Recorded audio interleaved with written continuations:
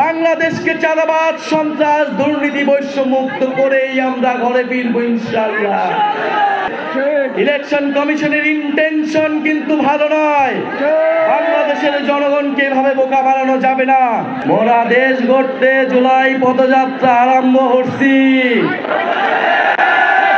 আপনারা মগলেগা দোয়া করবেন। আপনাকে মোরা সব সময় কাছে যাই। অভ্যুত্থানে বরিশাল অসীম সাহসিকতার প্রতিচ্ছবি হয়ে উঠেছিল। 16ই জুলাই যখন আবু সাইদ মারা যায়, 16ই জুলাই বরিশালের বিপ্লবী ছাত্র সমাজ ছাত্রলীগকে বিতাড়িত করেছিল। আমরা এই বরিশালে দেখেছিলাম শেখ হাসিনার ফ্যাসিস্ট বাহিনী কিভাবে শাড়ি লুঙ্গি পরে গ্রাম থেকে পালিয়ে যেতে হয়েছিল। প্রিয় সংগ্রামী বরিশালবাসী, সেই রক্তের কথা, সেই সংগ্রামের কথা আমরা আজও ভুলিনি। প্রিয় বরিশালবাসী, জুলাই গণ অভ্যুত্থানের আজ 1 বছরের দ্বার প্রান্তে। আজ সেই ঐতিহাসিক 15 জুলাই, যেই 15 জুলাই বাংলার নারীরা, বাংলার ছাত্রীরা রাজপথে নেমে এসেছিল শেখ হাসিনার রাজাকারের বিরুদ্ধে, বিভাজনের রাজনীতির বিরুদ্ধে, বাংলাদেশের জনগণকে ঐক্যবদ্ধ করেছিল ফ্যাসিবাদের বিরুদ্ধে। প্রিয় সংগ্রামী বন্ধুগণ, আমরা গণ অভ্যুত্থানের পরে বলেছিলাম ফ্যাসিবাদী ব্যবস্থার বিলোপ করতে হবে, নতুন ব্যবস্থা গড়ে তুলতে হবে, চাঁদাবাজ, সন্ত্রাস, দুর্নীতি, বৈষম্যমুক্ত বাংলাদেশ গড়ে তুলতে হবে। কিন্তু আমরা দেখছি রাজনৈতিক দলগুলোর হাতে রক্তের দাগ লেগে রয়েছে। আমরা দেখছি নিজেদের মধ্যে অন্তর্কন্দল, খুনি খুনি করছে, সবার হাতেই রক্ত লেগে রয়েছে। আমরা রাজনৈতিক সহিংসতা মুক্ত বাংলাদেশের রাজনৈতিক সংস্কৃতি দেখতে চেয়েছিলাম, চাঁদা মুক্ত অর্থনীতি দেখতে চেয়েছিলাম।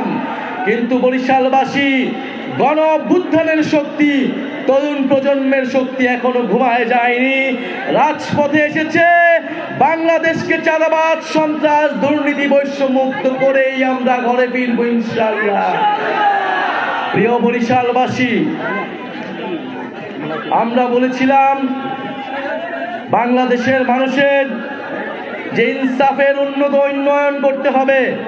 বরিশালের মানুষ স্বাস্থ্যসেবা থেকে বঞ্চিত, বরিশালের মানুষ নদী ভাঙনে, জলবায়ু দুর্যোগে বিপর্যস্ত। বরিশালের এই সকল সমস্যার মোকাবেলা করতে হবে। যেই বরিশালে শেরে বাংলা ফজলুল হক, যোগেল মন্ডলের মতো নেতারা জন্ম নিয়েছিল, সেই বরিশালবাসী আজ নানা অবহেলা, নানা বৈষম্যে জর্জরিত। জাতীয় নাগরিক পার্টি আজকে আপনাদের কাছে এসেছে নতুন দিনের বার্তা নিয়ে, নতুন রাজনীতির বার্তা নিয়ে। শেরে বাংলা ফজলুল হক এবং যোগেন মন্ডলের রাজনীতির পুনরুত্থান ঘটাবে জাতীয় নাগরিক পার্টি। গণ অভ্যুত্থানের নেতৃত্ব বরিশালের প্রতিটি সন্তান আরেকজন শেরে বাংলা হয়ে জন্ম নিবে ইনশাআল্লাহ। বরিশালবাসীকে জানিয়ে দিতে চাই, আমরা কোনো দলের সহিংসতায় আমরা মেনে নেব না। ইলেকশন কমিশনকে যেভাবে দলীয়করণ করা হয়েছে এই নতুন বাংলাদেশে, গণ অভ্যুত্থানের পরে ইলেকশন কমিশন নিরপেক্ষভাবে কাজ করছে না। খুনি ফ্যাসিস্ট বাহিনীর মার্কাকে ইলেকশন কমিশন এখনো প্রতীক হিসেবে রেখে দিয়েছে। ইলেকশন কমিশনের ইন্টেনশন কিন্তু ভালো নয়। বাংলাদেশের জনগণকে এভাবে বোকা বানানো যাবে না।